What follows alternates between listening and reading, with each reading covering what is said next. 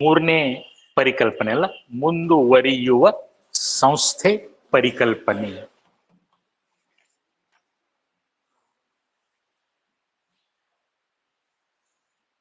ಬರ್ಕೊಡ್ರಿ. ಈ ಪರಿಕಲ್ಪನೆಯ ಪ್ರಕಾರ ಇದನ್ನ ಕನ್ನಡದೊಳಗೆ ಬರ್ಸಾಕ್ತೇನೆ. ಯಾಕಪ್ಪ ಅಂತಂದ್ರೆ ಇವು ಅಗದಿ ಇಂಪಾರ್ಟೆಂಟ್ ಊಹೆಗಳು ಇವು, ಹೌದಲ್ಲ.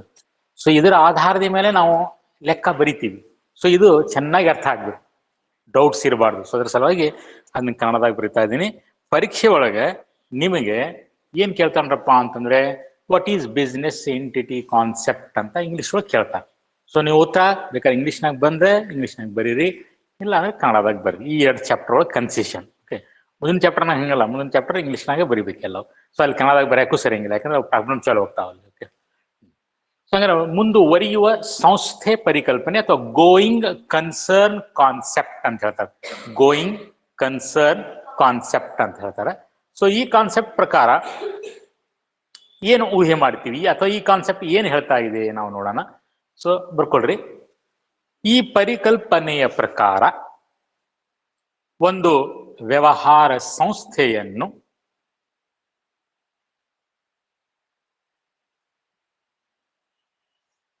ಕಾರ್ಯನಿರ್ವಹಿಸುತ್ತಿರುವ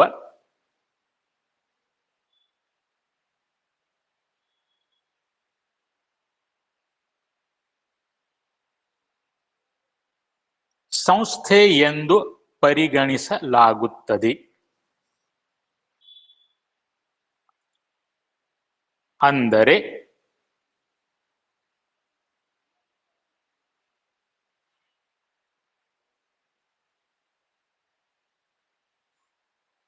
ಅಂದರೆ ವ್ಯವಹಾರ ಸಂಸ್ಥೆಯು ಸುರಕ್ಷಿತವಾಗಿ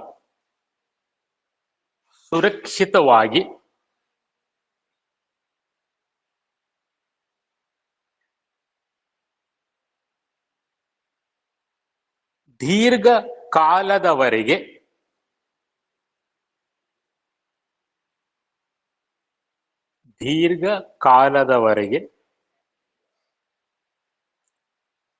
ಅನಿರ್ದಿಷ್ಟವಾಗಿ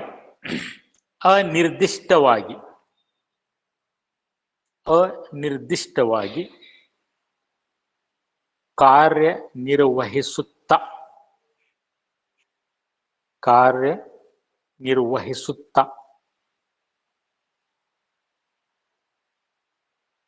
ಮುಂದುವರಿಯುವುದೆಂದು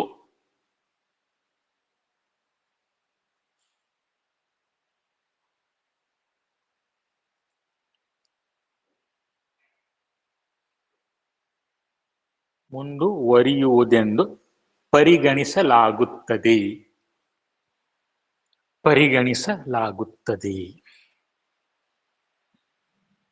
ನೋಡ್ರಿ, ಸಪೋಸ್ ನೀವು ಒಂದು ವ್ಯವಹಾರವನ್ನ ಪ್ರಾರಂಭ ಮಾಡಿರಿ ಅಂತ ತಿಳ್ಕೊಡ್ರಿ. ಆ ವ್ಯವಹಾರ ಎಷ್ಟು ವರ್ಷ ನಡಿಬಹುದು ಅಂತ ಹೇಳಿ ಅಂದಾಜು ಮಾಡ್ಲಿಕ್ಕೆ ಸಾಧ್ಯನಾ? ಇಲ್ಲ, ಹೌದಲ್ಲ. ಯಾಕಂದ್ರೆ ವ್ಯವಹಾರಗಳು ಅವು ಯಾವಾಗ ಮುಚ್ಚಿ ಹೋಗ್ತಾವ ಹೇಳಿಕ್ ಬರುದಿಲ್ಲ. ಕೆಲವೊಂದು ವ್ಯವಹಾರ ಏನಾಗಿರ್ತಾವ, ಓಪನ್ ಮಾಡಿರ್ತೀವಿ, 5 ತಿಂಗಳಕ್ಕ 6 ತಿಂಗಳಕ್ಕ ಬಾಗಲ ಮುಚ್ಚಬೇಕಾಗಿ ನಡೆಯೋದೇ ಇಲ್ಲ, ಹೌದಲ್ಲ. ಇನ್ನು ಕೆಲವೊಂದು ವರ್ಷ ಗಂಟ್ಲೆ ನಡೀತಾವ, ಇನ್ನು ಕೆಲವೊಂದು 100 ವರ್ಷಗಳು ನಡೀತಾವ. ಡಾಬರ್ ಐತಿ 100 ವರ್ಷ, ಹೌದಲ್ಲ.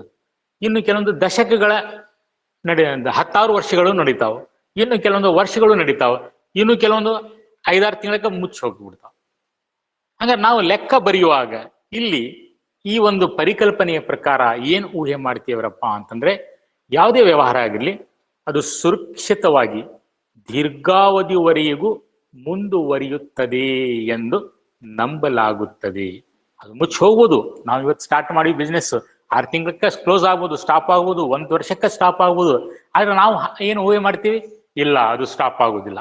ನಾವು ಇವತ್ತು ವ್ಯವಹಾರವನ್ನು ಪ್ರಾರಂಭ ಮಾಡಿವಿ ಅಂತಂದ್ರೆ ಇದು ಅನಿರ್ದಿಷ್ಟಾವಧಿವರೆಗೂ 100 ವರ್ಷ ಬದುಕು ಬಾಳುತ್ತದೆ ಅಂತೇಳಿ ನಾವು ಊಹೆ ಮಾಡಿ ಅದರ ಪ್ರಕಾರ ಲೆಕ್ಕವನ್ನ ಬರೀತೀವಿ. ಸೊ ಹೀಗಾಗಿ ಈ ಒಂದು ಪರಿಕಲ್ಪನೆಯ ಪ್ರಕಾರ ನಾವು ಏನಾದ್ರೂ ಒಂದು ಆಸ್ತಿಯನ್ನ ಖರೀದಿ ಮಾಡಿದ್ರೆ, ಏನಾದ್ರೂ ಒಂದು, ನೀವಿಬ್ರು ಯಾಕೆ ಈ ಕಡೆ ಲಕ್ಷಲ್ಲಿ ಪೂರ್ತಿ. ಸೊ ನಾವು ಏನಾದ್ರೂ ಒಂದು ಆಸ್ತಿಯನ್ನ ಖರೀದಿ ಮಾಡಿದ್ರೆ ಆ ಆಸ್ತಿಯ ಲೈಫ್ ಅನ್ನ ಎಕ್ಸ್ಪೆಕ್ಟ್ ಮಾಡ್ತೀವಿ. ಸಪೋಸ್ ಫಾರ್ ಎಕ್ಸಾಂಪಲ್ ಒಂದು ಕಂಪ್ಯೂಟರ್ನ ಖರೀದಿ ಮಾಡಿದೀವಿ ಅಂತ ತಿಳ್ಕೊಳ್ಳಿ. ಆ ಕಂಪ್ಯೂಟರ್ನ ಲೈಫ್ 10 ವರ್ಷ, ನಾವು ಅದಕ್ಕೆ 50,000 ರೂಪಾಯಿ ಕೊಟ್ಟಿವಿ ಅಂತ ತಿಳ್ಕೊಡ್ರಿ. ಪ್ರತಿ ವರ್ಷ ನಾವು ಯೂಸ್ ಮಾಡ್ತೀವಿ, 10 ವರ್ಷ ಅದ್ರ ಲೈಫ್. ನಮ್ಮ ಪ್ರಾಫಿಟ್ ಅಂಡ್ ಲಾಸ್ ಅಕೌಂಟ್ ಒಳಗೆ ಕಂಪ್ಯೂಟರ್ ಖರ್ಚನ್ನ ಬರಿಬೇಕಾದ್ರೆ ಅದರ ಟೋಟಲ್ ಕಾಸ್ಟ್ ಪ್ಲಸ್ ಅದರ ಲೈಫ್ ಎರಡೂ ಗಣನೆಗೆ ತೆಗೆದುಕೊಂತೀರಿ ಈ ಪರಿಕಲ್ಪನೆಯ ಪ್ರಕಾರ. ಯಾಕಂದ್ರೆ ನಮ್ಮ ಈ ಪರಿಕಲ್ಪನೆ ಏನ್ ಹೇಳ್ತಾ ಇದೆ, ನಾವು ಇವತ್ತು ವ್ಯವಹಾರವನ್ನ ಪ್ರಾರಂಭ ಮಾಡಿದ್ರೆ ಇದು ಅನಿರ್ದಿಷ್ಟಾವಧಿವರೆಗೂ ಮುಂದುವರಿಯುತ್ತದೆ. ಮುಂದೆ ಭವಿಷ್ಯದೊಳಗೆ ಇದನ್ನ ಮುಚ್ಚುವಂತ ಪ್ರಸಂಗಗಳು ಉದ್ಭವ ಆಗುವುದಿಲ್ಲ ಅಂತೇಳಿ ನಾವು ನಂಬಿದ್ದೀವಿ. ಸೊ ಹೀಗಾಗಿ ಯಾವುದೇ ಒಂದು ಆಸ್ತಿಯನ್ನ ಖರೀದಿ ಮಾಡಿದ್ರೆ ಅದರ ಲೈಫ್ ನೋಡ್ತೀವಿ. ಕಂಪ್ಯೂಟರ್ 10 ವರ್ಷ 50,000 ರೂಪಾಯಿ ಕೊಟ್ಟಿವಿ. ಹಂಗಾರೆ ಪ್ರತಿ ವರ್ಷ ನಾವು ಏನ್ ಮಾಡ್ತೀವಿ, 5,000 ರೂಪಾಯಿ ಕಂಪ್ಯೂಟರ್ ಮೇಲೆ ಸವಕಳಿಯನ್ನ ಹಾಕ್ತೀವಿ. 10 ವರ್ಷಕ್ಕೆ ಪೂರ್ತಿ 50,000 ರೂಪಾಯಿ ಹಾಕ್ತೀವಿ. ಸಪೋಸ್ ಒಂದು ಲೇತ್ ಮಷಿನ್ ಖರೀದಿ ಮಾಡಿವಿ, ನಾವು ವರ್ಕ್ಶಾಪ್ ಅನ್ನು ಸ್ಟಾರ್ಟ್ ಮಾಡಿವಿ ಅಂತ ತಿಳ್ಕೊಡ್ರಿ. ವರ್ಕ್ಶಾಪ್ 1 ತಿಂಗಳ ನಡಿಬೋದು, 1 ವರ್ಷ ನಡಿಬೋದು, 10 ವರ್ಷ ನಡಿಬೋದು, 100 ವರ್ಷ ನಡಿಬೋದು, ಗೊತ್ತಿಲ್ಲ. ಆದ್ರೆ ನಾವು ಏನ್ ಮಾಡ್ತೀವಪ್ಪ ಅಂದ್ರೆ ಲೆಕ್ಕ ಬರೆಯುವಾಗ ನಮ್ಮ ವರ್ಕ್ಶಾಪ್ ಅನಿರ್ದಿಷ್ಟಾವಧಿವರೆಗೂ ಮುಂದುವರಿಯುತ್ತದೆ. ಇದು ಮುಚ್ಚುವಂತ ಪ್ರಸಂಗಗಳು ಬರೋದಿಲ್ಲ ಅಂತ ತಿಳ್ಕೊಂಡಿದ್ವಿ. ಸೊ ಹೀಗಾಗಿ ಒಂದು ಲೇತ್ ಮಷಿನ್ ಅನ್ನ ಖರೀದಿ ಮಾಡಿದ್ರಪ್ಪ, 50 ಲಕ್ಷ ರೂಪಾಯಿ ಕೊಟ್ವಿ ಅಂತ ತಿಳ್ಕೊಂಡ್ವಿ. ಅದ್ರ ಲೈಫ್ ಎಷ್ಟು? ಅದ್ರ ಲೈಫ್ 50 ವರ್ಷ. ಹಂಗಾರೆ ಪ್ರತಿ ವರ್ಷ ಎಷ್ಟು ಸೌಕಳಿ ಹಾಕ್ತೀವಿ? 1 ಲಕ್ಷ ರೂಪಾಯಿ ಸೌಕಳಿ ಹಾಕ್ತೀವಿ. ಇದು ಯಾಕೆ ಸಾಧ್ಯ ಆಯ್ತು ಅಂದ್ರೆ ಈ ಒಂದು ಪರಿಕಲ್ಪನೆಯಿಂದಾಗಿ.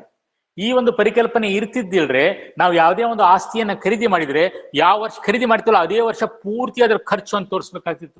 50 ಲಕ್ಷ ರೂಪಾಯಿ ಕೊಟ್ಟು ಒಂದು ಲೇತ್ ಮಷಿನ್ ಅನ್ನ ಖರೀದಿ ಮಾಡಿ ಆ ವರ್ಷ ನೀವು 50 ಲಕ್ಷ ರೂಪಾಯಿ ಖರ್ಚು ಹಾಕ್ಬಿಟ್ರೆ ಆ ವರ್ಷ ಪ್ರಾಫಿಟೇ ಇರೋದಿಲ್ಲ. ಆಮೇಲೆ ಇದು ಫೇರು ಅಲ್ಲ. ಯಾಕಂದ್ರೆ ನೀವು ಲೇತ್ ಮಷಿನ್ ಖರೀದಿ ಮಾಡಿದ್ದು ಪೂರ್ತಿ 1 ವರ್ಷ ಒಳಗೆ ಯೂಸ್ ಮಾಡ್ತಾ ಇಲ್ಲ. ಅದ್ರ ಲೈಫ್ ಎಷ್ಟೈತಿ? 50 ವರ್ಷ ಇದೆ. 50 ವರ್ಷ ಉದ್ದಕ್ಕೂ ನೀವು ಅದನ್ನ ಯೂಸ್ ಮಾಡ್ತಾ ಇದ್ರೆ ಅದ್ರ ಖರ್ಚು ಮಾತ್ರ 1 ವರ್ಷ ಹಾಕಿದ್ರೆ ಅದು ತಪ್ಪಾಗ್ತಿತ್ತು. ಸೊ ಹೀಗಾಗಿ ನಾವು ಮಾಡ್ತೀರಪ್ಪ ಅಂದ್ರೆ ಯಾವುದೇ ಒಂದು ಅಸೆಟ್ ಅನ್ನ ಖರೀದಿ ಮಾಡಿದ್ರೆ ಅದರ ಲೈಫ್ ನೋಡ್ತೀವಿ. 50 ವರ್ಷದ ಉದ್ದಕ್ಕೂ ನಾವು ಮಾಡ್ತೀವಿ, ಅದರ ಕಾಸ್ಟ್ ಅನ್ನ ಡಿವೈಡ್ ಮಾಡಿ ಪ್ರತಿ ವರ್ಷ ಅಷ್ಟು ಸೌಕಳಿಯನ್ನ ಹಾಕ್ತೀವಿ. 10 ವರ್ಷಕ್ಕೆ ಡಿವೈಡ್ ಮಾಡ್ತೀವಿ, ಪ್ರತಿ ವರ್ಷ ಎಷ್ಟು ಹಾಕಬೇಕು ಅಷ್ಟೇ ಹಾಕ್ತೀವಿ. It is possible only because of this concept. ಈ ಒಂದು ಪರಿಕಲ್ಪನೆ ಇರ್ತಿದ್ದಿಲ್ರಿ ಹೀಗೆ ಮಾಡೋದು ಕಷ್ಟ ಆಗ್ತಿದೆ.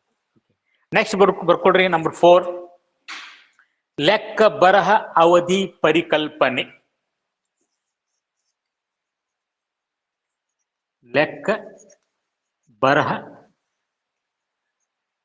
ಅವಧಿ ಪರಿಕಲ್ಪನೆ.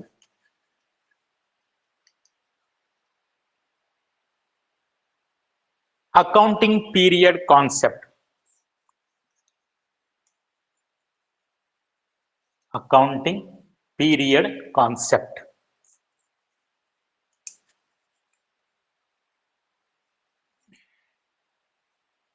Accounting period concept.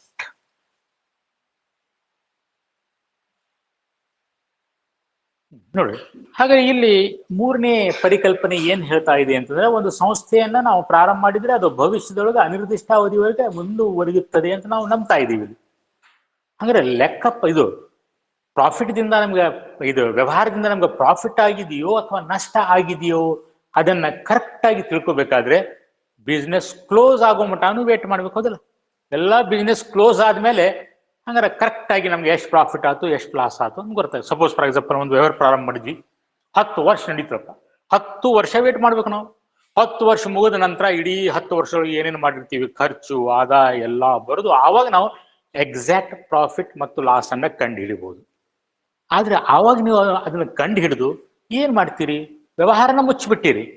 ಪ್ರಾಫಿಟ್ ಆದ್ರೂ ಏನು, ನಷ್ಟ ಆದ್ರೂ ಏನು ಉಪಯೋಗ ಆಗೋದಿಲ್ಲ.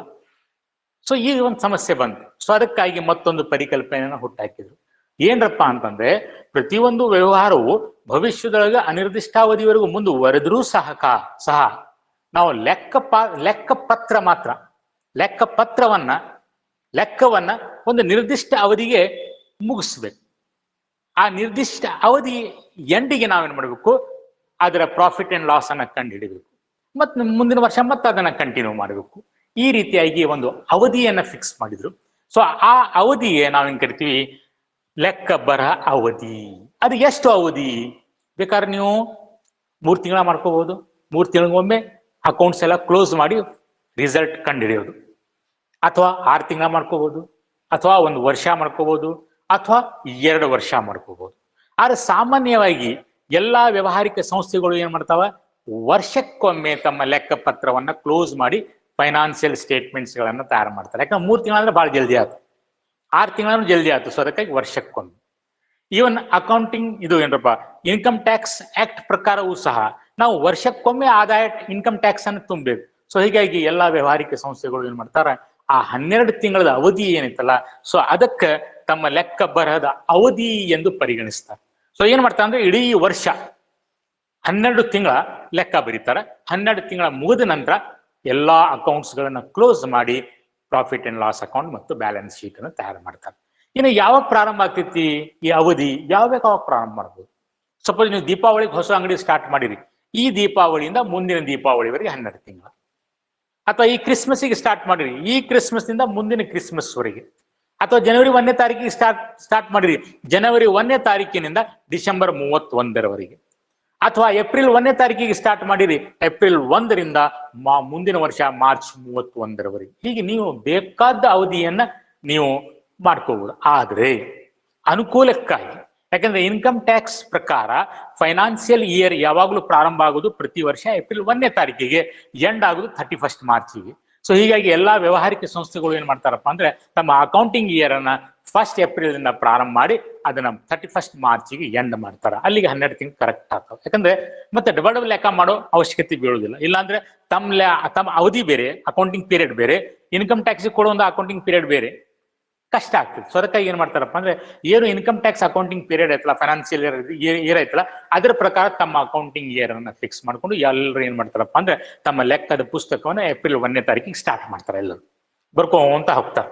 ಸಪೋಸ್ ಫಾರ್ ಎಕ್ಸಾಂಪಲ್ ಈಗ ಯಾವ ವರ್ಷದ್ದು ಇದು 21, ಏಪ್ರಿಲ್ 1ನೇ ತಾರೀಕಿಂದ ಪ್ರಾರಂಭ ಮಾಡಿದ್ರು. ಎಲ್ಲಿವರೆಗೂ ಬರೀತಾರ? 31 ಮಾರ್ಚ್ 2022 ಮಟ ಬರೀತಾರೆ. 31 ಮಾರ್ಚ್ ಎಂಡಿಗೆ ಆ ಲಾಸ್ಟ್ ದಿನ ಏನ್ ಮಾಡ್ತಾರಪ್ಪ ಅಂದ್ರೆ ಬಿಸ್ನೆಸ್ ಅನ್ನ ಸ್ಟಾಪ್ ಮಾಡಿ ತಮ್ಮ ಎಲ್ಲಾ ಅಕೌಂಟ್ಸ್ ಗಳನ್ನ ಕ್ಲೋಸ್ ಮಾಡಿ ಫೈನಾನ್ಸಿಯಲ್ ಸ್ಟೇಟ್ಮೆಂಟ್ ಅನ್ನ ತಯಾರು ಮಾಡ್ತಾರೆ. ನೀವು ಬ್ಯಾಂಕ್ ಒಳಗೆ ನೋಡಿರ್ಬೋದು, 31 ಮಾರ್ಚಿಗೆ ಬ್ಯಾಂಕ್ನವ್ರು ಏನ್ ಮಾಡ್ತಾರೆ, ಹೊರಗಿಂದ ಚಾವಿ ಹಾಕಿರ್ತಾರ, ಒಳಗಡೆ ಕೆಲಸ ಮಾಡ್ತಾ ಇರ್ತಾರ. ಅವತ್ತು ಅವ್ರು ಟ್ರಾನ್ಸಾಕ್ಷನ್ ಮಾಡೋದಿಲ್ಲ. ಅವತ್ತೇನ್ ಮಾಡ್ತಾ ಇರ್ತಾರ, ಅದು ಅಕೌಂಟಿಂಗ್ ಇಯರ್ ಎಂಡ್ ಅವ್ರಿಗೆ. ಸೊ ಅವತ್ತೇನ್ ಮಾಡ್ತಾರೆ, ಇಡೀ ವರ್ಷ ಏನು ವ್ಯವಹಾರ ಮಾಡ್ಯಾರಲ್ಲ ಅವು ಎಲ್ಲಾ ಅಕೌಂಟ್ಸ್ ಗಳನ್ನ ಕ್ಲೋಸ್ ಮಾಡಿ ಫೈನಾನ್ಸಿಯಲ್ ಸ್ಟೇಟ್ಮೆಂಟ್ಸ್ ಅನ್ನ ತಯಾರು ಮಾಡ್ತಾರೆ. ಸೊ ಅದಕ್ಕೆ ನಾವು ಕರಿತೀವಿ ಅಕೌಂಟಿಂಗ್ ಪೀರಿಯಡ್ ಅಂತ ಕರಿತೀವಿ. ಬರ್ಕೊಡ್ರಿ. ಲೆಕ್ಕ ಬರಹ ಅವಧಿ ಪರಿಕಲ್ಪನೆ ಎಂದರೆ,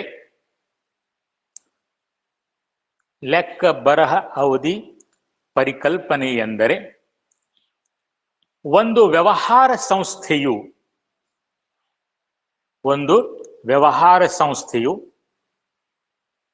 ನಿರ್ದಿಷ್ಟ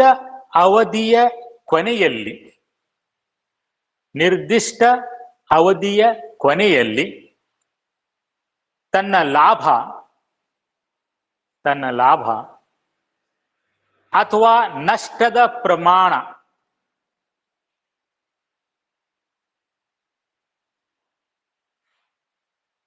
ಹಾಗೂ ನಿಖರವಾದ ಆಸ್ತಿ ಮತ್ತು ಹೊಣೆಗಾರಿಕೆಯ ಸ್ಥಿತಿಯನ್ನು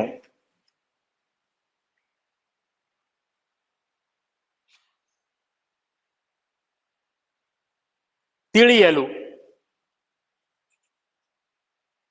ಹಣಕಾಸು ತಕ್ತೆಗಳನ್ನು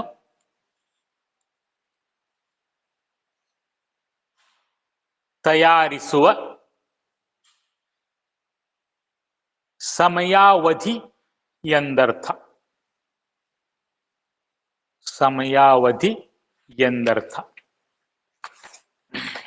ನೆಕ್ಸ್ಟ್ ನಂಬರ್ 5, ವೆಚ್ಚ ಪರಿಕಲ್ಪನೆ.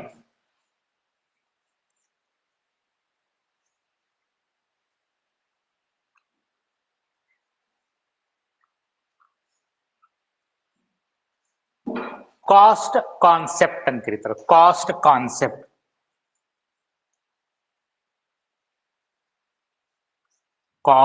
ಕಾನ್ಸೆಪ್ಟ್ ವೆಚ್ಚ ಪರಿಕಲ್ಪನೆ.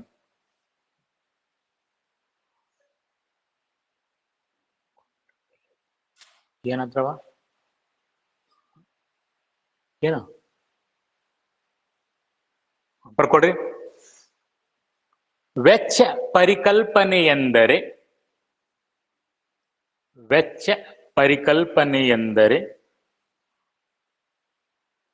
ಲೆಕ್ಕದ ಪುಸ್ತಕದಲ್ಲಿ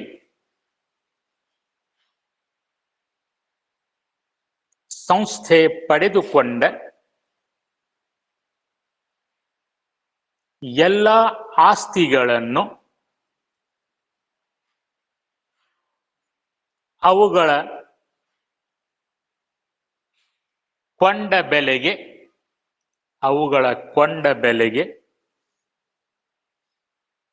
ದಾಖಲು ಮಾಡಲಾಗುತ್ತದೆ.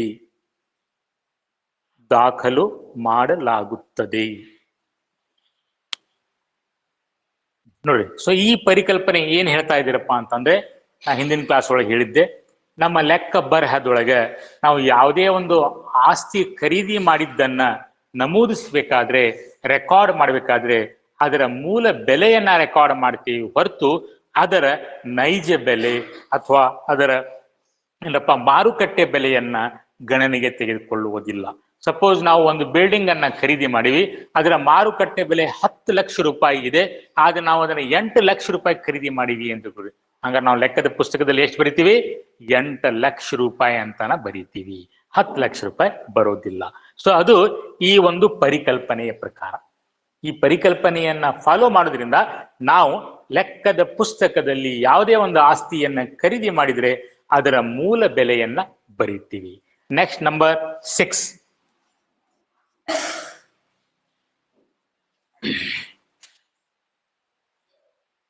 ದ್ವಿವಿಧ ಅಂಶ ಪರಿಕಲ್ಪನೆ.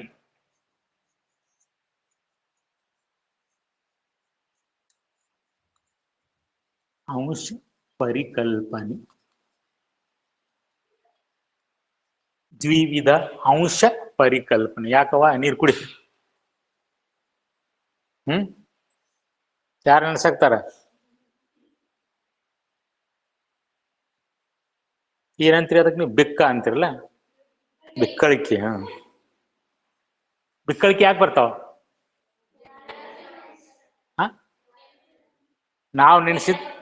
ನಾವು ನೆನ್ಸಿದ್ರ ಅಥವಾ ಬೇರೆಯವ್ರು ನಮ್ಗೆ ಬೇರೆಯವರು ಯಾರಾದ್ರೂ ನಮ್ಗೆ ನೆನ್ಸಿದ್ರೆ ಅವಾಗ ಬಿಕ್ಕಳಿಕೆ ಬರ್ತಾವ. ಅದು ಉಲ್ಟಾ. ಅದು ಬಿಕ್ಕಳಿಕೆ ಬರೋದು ಬೇರೆಯವ್ರು ನಮ್ಗೆ ನೆನ್ಸಿದಾರಲ್ಲ, ನಾವು ಬೇರೆಯವ್ರಿಗೆ ನೆನ್ಸಿದ್ರೆ ಬರ್ತಾವ. ಬರ್ತಿದ್ರೆ ಗೊತ್ತಿಲ್ಲ.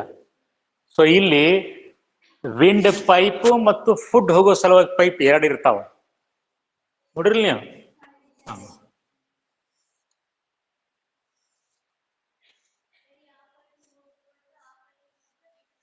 ಹೌದಲ್ಲ? ಸೊ ಇಲ್ಲಿ ಒಂದು ಸೆಕ್ಯೂರಿಟಿ ಇರ್ತೈತಿ. ಇದು ವಿಂಡ್ ಪೈಪ್, ಇದು ಫುಡ್ ಹೋಗೋ ಪೈಪ್. ಇಲ್ಲಿ ಮಾತ್ರ ಒಂದ ಎಂಟ್ರೆನ್ಸ್. ನೀವು ಬಾಯಿಯಿಂದ ಊಟ ಮಾಡಿದ್ರು ಇಲ್ಲೇ ಬರ್ಬೇಕು, ನೀವು ಏರ್ ತಗೊಂಡ್ರು ಇಲ್ಲೇ ಬರ್ಬೇಕು. ಏರ್ ಈ ಕಡೆ ಹೋಗ್ತೈತಿ, ಫುಡ್ ಈ ಕಡೆ ಹೋಗ್ತೈತಿ. ಅವಾಗ ಈ ಸೆಕ್ಯೂರಿಟಿ ಏನಪ್ಪ ಕರ್ಟನ್ ಇದ್ದಂಗಿದೆ. ನೀವು ಊಟ ಏನಾದ್ರೂ ತಗೊಂಡ್ರಿ ಅಂತಂದ್ರೆ ಈ ಪೈಪ್ ಅನ್ನ ಇದು ಮುಚ್ಚತೈತಿ. ಏರ್ ತಗೊಳೋತ್ನಾಗ ಈ ಪೈಪ್ ಈ ಕಡೆ ಬರ್ತೈತಿ, ಹೇಳ್ತಾರೆ. ಸೊ ಹಿಂಗ್ ಮಾಡ್ತಾ ಇರ್ತೈತಿ. ಈಗ ಅದಕ್ಕೆ ಆರ್ಡರ್ ಕೊಡೋರು ಯಾರು? ನೀವು ಕೊಡ್ತೀರನ? ಊಟ ಮಾಡಕ್ತೀನಿ ಆ ಕಡೆ ಸರಿ ಆ ಕಡೆ ಸರಿ ಇಲ್ಲ. ಯಾರು ಕೊಡ್ತಾರ ಆರ್ಡರ್? ಅದಕ್ಕೆ ಮೈಂಡ್ ಕೊಡ್ತೈತಿ, ಮೈಂಡ್. ಸೊ ಮೈಂಡ್ ಹೇಳ್ತೈತಿ ಏನಂತೇಳಿ, ಊಟ ಬರಾಕ್ತೈತಿ, ವಿಂಡ್ ಪೈಪ್ ಬಂದ್ ಮಾಡು ಅಂತೇಳಿ. ಯಾಕಂದ್ರೆ ವಿಂಡ್ ಪೈಪ್ ಒಳಗ ಊಟ ಹೋತು ಅಂತಂದ್ರೆ ನಿಮ್ಗೆ ಆ ಲಂಗ್ಸ್ ಒಳಗೆ ಸೇರ್ಕೊಂಡು ತ್ರಾಸ ಆಗ್ತೈತಿ. ಅದು ಸೊ ಅದಕ್ಕಾಗಿ ಅದು ಬಂದ್ ಮಾಡು, ಆವಾಗ ಅದು ಬಂದ್ ಮಾಡ್ತೀವಿ. ಇಲ್ಲ ಏರ್ ತೊಗೊಳಕತ್ತೀವಿ, ಅವಾಗ ಏರ್ ಬರಾಕ್ತೈತಿ, ಊಟದ್ದು ಬಂದ್ ಮಾಡು ಅಂತಾನ. ಅವಾಗ ಇದು ಹೋಗಿ ಈ ಕಡೆ ಬಂದ್ ಮಾಡಿ. ಸೊ ಈ ಕೆಲಸ ಮಾಡೋದು ಯಾವುದು? ಮೈಂಡ್ ಕೆಲಸ ಮಾಡ್ತಾ ಇರ್ತೈತಿ. ಓಕೆ. ಸೊ ಮೈಂಡ್ ಅದಕ್ಕೆ ಆರ್ಡರ್ ಕೊಡ್ತಾ ಇರ್ತೈತಿ. ಒಂದು ವೇಳೆ ಇದು ಹೆಚ್ಚು ಕಡಿಮೆ ಕನ್ಫ್ಯೂಷನ್ ಮಾಡಿಕೊಂಡು ಊಟ ಮಾಡುವಾಗ ವಿಂಡ್ ಪೈಪ್ ಅನ್ನ ಬಂದ್ ಮಾಡೋ ಬದಲಾಗಿ ಈ ಊಟದ ಪೈಪ್ ಅನ್ನ ಬಂದ್ ಮಾಡ್ತು ಅಂತಂದ್ರೆ ವಿಂಡ್ ಪೈಪ್ ಒಳಗ ತುಂಡುಗಳು ಹೋಗ್ತಾವ. ರೈಸಿನ ತುಂಡು ಅಥವಾ ನಿಮ್ ರೊಟ್ಟಿ ತುಂಡು ಹೋಗ್ತದೆ. ಆವಾಗ ನಿಮ್ದು ಇದು ಇರ್ತದೆ ಅಂತ, ಇನ್ನ ಲಂಗ್ಸ್ ಏನೈತಲ್ಲ ಅದು ಪುಷ್ ಮಾಡ್ತೀವಿ ಹೊರಗೆ ಹಾಕ್ಲಿಕ್ಕೆ. ಸೊ ಆವಾಗ ನಿಮ್ಗೆ ಬಿಕ್ಕ ಬರ್ತಾವ. ಹೌದು, ಇದು ಯಾಕೆ ಕನ್ಫ್ಯೂಷನ್ ಮಾಡ್ಕೊಂಡಿರ್ತೀವಿ? ಇದಕ್ಕೆ ಆರ್ಡರ್ ಕೊಡ್ರೆ ಯಾರು? ಮೈಂಡ್. ಮೈಂಡ್ ಸರಿಯಾಗಿ ವರ್ಕ್ ಮಾಡಿದ್ರೆ ಅದು ಸರಿಯಾಗಿ ವರ್ಕ್ ಮಾಡ್ತೈತಿ. ನಿಮ್ಮ ಮೈಂಡ್ ಯಾರಾಗ ನೆನಪು ಮಾಡಿದ್ರೆ ಮರ್ತ್ ಬಿಡ್ತೈತಿ. ನೀವು ಯಾವ್ದೋ ಹುಡುಗಂದು ಯಾವ್ದೋ ಹುಡುಗಿ ಬಗ್ಗೆ ನೆನಪು ಮಾಡಾಕತ್ತೀರಿ, ಅವಾಗ ನಿಮ್ಮ ಮೈಂಡ್ ಇದಕ್ಕೆ ಆರ್ಡರ್ ಕೊಡೋದನ್ನ ಮರ್ತ್ ಬಿಡ್ತೈತಿ. ಇದು ಕನ್ಫ್ಯೂಷನ್ ಮಾಡ್ಕೊಂಡು ಬಿಡ್ತೈತಿ. ಕನ್ಫ್ಯೂಷನ್ ಮಾಡ್ಕೊಂಡು ವಿಂಡ್ ಪೈಪ್ ಬಂದ್ ಮಾಡೋ ಬದಲಾಗಿ ಫುಡ್ ಪೈಪ್ ಬಂದ್ ಮಾಡಿಬಿಡ್ತೈತಿ. ಆವಾಗ ನಿಮ್ಮ ಊಟದ ಒಂದು ಅನ್ನ 5 ಸಹ ಅದ್ರೊಳಗೆ ಹೋತು ಅಂದ್ರೆ ನಿಮ್ಗೆ ಬಿಕ್ ಚಾಲು ಆಗ್ತಾವ. ಇದು ಸೈಂಟಿಫಿಕ್ಲಿ. ಆದ್ರೆ ನಾವೇನಂತ ಯೂಶಲಿ ಯಾರು ನೆನ್ಸಾಕ್ತಾರ, ಯಾರು ನೆನ್ಸಾಕತ್ತಿಲ್ಲ, ನಾವು ಯಾರಿಗ ನೆನ್ಸಾಕತ್ತೀವಿ ಅಂತ ನಮ್ಮ ಮೈಂಡ್ ಡೈವರ್ಟ್ ಆತು, ನಮ್ಮ ಅಟೆನ್ಷನ್ ಬೇರೆ ಕಡೆ ಹೋತು ಅಂತಂದ್ರೆ ಆವಾಗ ಮೈಂಡ್ ಇದಕ್ಕೆ ಆರ್ಡರ್ ಕೊಡೋದನ್ನ ಮರ್ತ್ ಬಿಡ್ತೈತಿ, ಹೇಳ್ತಾರೆ. ಸೊ ಆವಾಗ ನಮ್ಗೆ ಬಿಕ್ಕಳಿಕೆ ಬರ್ತಾವ. ಇರಲಿ. ನೆಕ್ಸ್ಟ್, ದ್ವಿವಿಧ ಅಂಶ ಪರಿಕಲ್ಪನೆ, ಡ್ವೆಲ್ ಆಸ್ಪೆಕ್ಟ್ ಕಾನ್ಸೆಪ್ಟ್.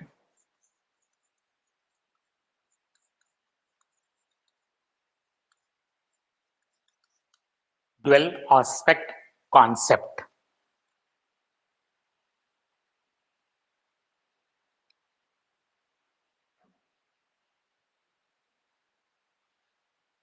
ಈ ಪರಿಕಲ್ಪನೆಯ ಪ್ರಕಾರ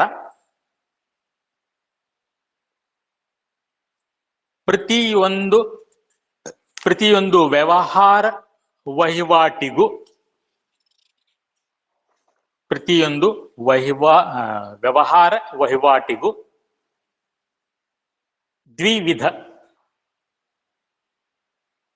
ದ್ವಿವಿಧ ಅಂಶ ಪರಿಣಾಮದ ಸಂಬಂಧವಿರುತ್ತದೆ.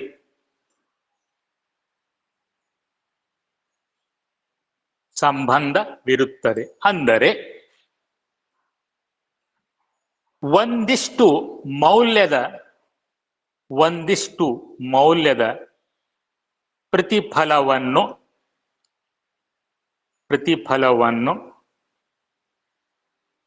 ಒಂದು ಕಡೆಯಿಂದ ಪಡೆದರೆ ಅಷ್ಟೇ ಪ್ರಮಾಣದ ಪ್ರತಿಫಲವನ್ನು ಮತ್ತೊಂದು ಕಡೆಗೆ ನೀಡಬೇಕಾಗುತ್ತದೆ.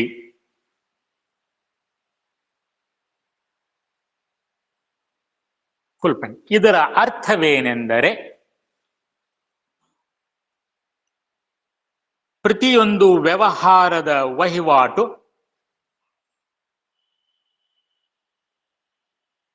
ಕನಿಷ್ಠ 2 ಖಾತೆಗಳ ಮೇಲೆ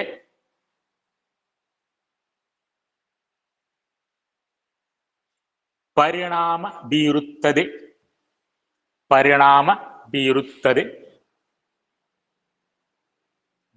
ನೋಡಿ, ನೀವು ಮಾರುಕಟ್ಟೆಗೆ ಹೋಗ್ತೀರಿ, ಹೋಗಿ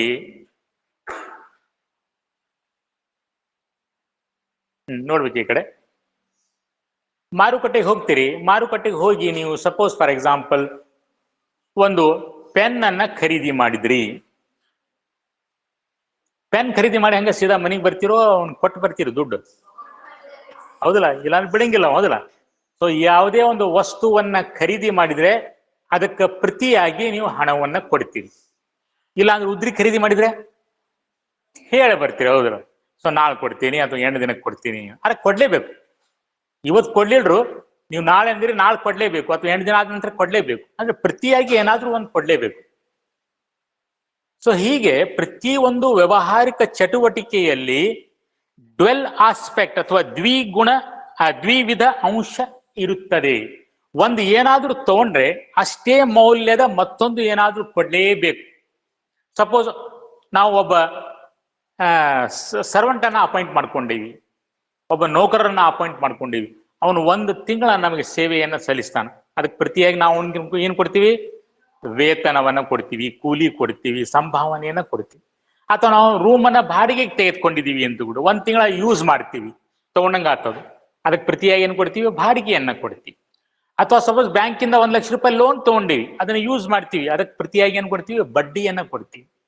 ಅಥವಾ ಸರಕುಗಳನ್ನ ಖರೀದಿ ಮಾಡ್ತೀವಿ, ಅದಕ್ಕೆ ಪ್ರತಿಯಾಗಿ ಏನ್ ಕೊಡ್ತೀವಿ? ದುಡ್ಡನ್ನ ಕೊಡ್ತೀವಿ. ಸೊ ಹೀಗೆ ಪ್ರತಿ ಒಂದು ವ್ಯವಹಾರಿಕ ಚಟುವಟಿಕೆ, ಯಾವುದೇ ಒಂದು ವ್ಯವಹಾರಿಕ ಚಟುವಟಿಕೆ ತೋಡ್ರಿ, ಅದ್ರೊಳಗೆ ಎರಡು ಅಂಶಗಳು ಇದ್ದೇ ಇರ್ತಾವ. ಒಂದು ತಗೊಳ್ಳೋದು, ಮತ್ತೊಂದು ಕೊಡೋದು. ಆ ಎರಡು ಅಂಶಗಳಿಂದಾಗಿ ಪ್ರತಿ ಒಂದು ಟ್ರಾನ್ಸಾಕ್ಷನ್ ಏನಾಗ್ತಿತ್ತಪ್ಪ ಅಂದ್ರೆ ಎರಡು ಖಾತೆಯ ಮೇಲೆ ಪರಿಣಾಮ ಬೀರುತ್ತದೆ. ಆ ಒಂದು ಟ್ರಾನ್ಸಾಕ್ಷನ್ ಅನ್ನ ಎರಡೂ ಖಾತೆಯ ಒಳಗೆ ನಾವು ರೆಕಾರ್ಡ್ ಮಾಡಬೇಕು ಈ ಒಂದು ಪರಿಕಲ್ಪನೆಯಿಂದ. ಉದಾಹರಣೆಗೆ, ಫರ್ನಿಚರ್ ಪರ್ಚೇಸ್ ಫಾರ್ ₹1,000, 1,000 ರೂಪಾಯಿ ಕೊಟ್ಟು ಫರ್ನಿಚರ್ ಅನ್ನ ಖರೀದಿ ಮಾಡಿದ್ವಿ. ಸೊ ಇದ್ರೊಳಗೆ ಎರಡು ಅಕೌಂಟ್ಸ್ ಗಳ ಮೇಲೆ ಪರಿಣಾಮ ಆಗ್ತೈತಿ. ಒಂದು ಫರ್ನಿಚರ್ ಮೇಲೆ, ಮತ್ತೊಂದು ಕ್ಯಾಶ್ ಮೇಲೆ.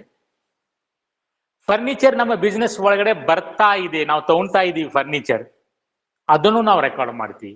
ಏನ್ ಕೊಡ್ತಾ ಇದೀವಿ? ಕ್ಯಾಶ್ ಕೊಡ್ತಾ ಇದೀವಿ, ಅದನ್ನು ರೆಕಾರ್ಡ್ ಮಾಡ್ತೀವಿ. ಸೊ ಹೀಗಾಗಿ ಫರ್ನಿಚರ್ ಅಕೌಂಟ್ ಒಳಗೂ ರೆಕಾರ್ಡ್ ಮಾಡ್ತೀವಿ, ಕ್ಯಾಶ್ ಅಕೌಂಟ್ ಒಳಗೂ ರೆಕಾರ್ಡ್ ಮಾಡ್ತೀವಿ. ಫರ್ನಿಚರ್ ಅಕೌಂಟ್ ಒಳಗೆ ಫರ್ನಿಚರ್ ಬಂತು ಅಂತ ರೆಕಾರ್ಡ್ ಮಾಡ್ತೀವಿ, ಕ್ಯಾಶ್ ಅಕೌಂಟ್ ಒಳಗೆ ಕ್ಯಾಶ್ ಹೋತು ಅಂತ ರೆಕಾರ್ಡ್ ಮಾಡ್ತೀವಿ. ಈ ರೀತಿಯಾಗಿ ಪ್ರತಿ ಒಂದು ಟ್ರಾನ್ಸಾಕ್ಷನ್ ಒಳಗೆ ಎರಡು ಅಂಶಗಳು ಇರ್ತಾವ. ಒಂದು ಬರೋದು, ಮತ್ತೊಂದು ಹೋಗೋದು, ಅಥವಾ ಒಂದು ಸ್ವೀಕಾರ ಮಾಡೋದು, ಮತ್ತೊಂದು ಕೊಡೋದು. ಆ ಎರಡು ಅಂಶಗಳನ್ನ ನಾವು ರೆಕಾರ್ಡ್ ಮಾಡಿದ್ರೆ ಮಾತ್ರ ಆ ಟ್ರಾನ್ಸಾಕ್ಷನ್ ಸಂಪೂರ್ಣವಾಗಿ ರೆಕಾರ್ಡ್ ಆಯಿತು ಅಂತ ಹೇಳ್ತೀವಿ. ಒಂದು ರೆಕಾರ್ಡ್ ಮಾಡಿದ್ರೆ ಒಂದು ಬಿಟ್ರಪ್ಪ. ಫಾರ್ ಎಕ್ಸಾಂಪಲ್, ಫರ್ನಿಚರ್ ಖರೀದಿ ಮಾಡಿದ್ದನ್ನ ಫರ್ನಿಚರ್ ಬಂತು ಅಂತ ರೆಕಾರ್ಡ್ ಮಾಡಿದ್ರಿ, ಕ್ಯಾಶ್ ಹೋಗಿದ್ದು ರೆಕಾರ್ಡ್ ಮಾಡಿಲ್ಲ ಅಂದ್ರೆ ತಪ್ಪಾಗ್ತದೆ. ಅದನ್ನು ನಾವು ರೆಕಾರ್ಡ್ ಮಾಡ್ತೀವಿ. ಸೊ ಇದೇ ಈ ಪರಿಕಲ್ಪನೆಯ ಸಾರಾಂಶ. Okay, next number 7. ನಂಬರ್ 7, ಕಂದಾಯ ಗುರುತಿಸುವಿಕೆ ಪರಿಕಲ್ಪನೆ. ಕಂದಾಯ ಗುರುತಿಸುವಿಕೆ ಪರಿಕಲ್ಪನೆ.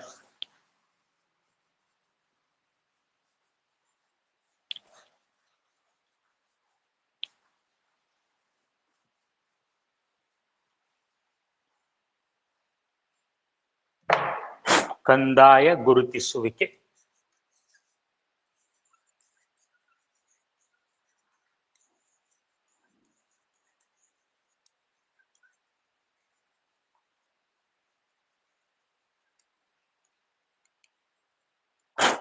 ಇಂಗ್ಲಿಷ್ ಒಳಗೆ ರೆವೆನ್ಯೂ ರಿಕಗ್ನಿಷನ್, ರೆವೆನ್ಯೂ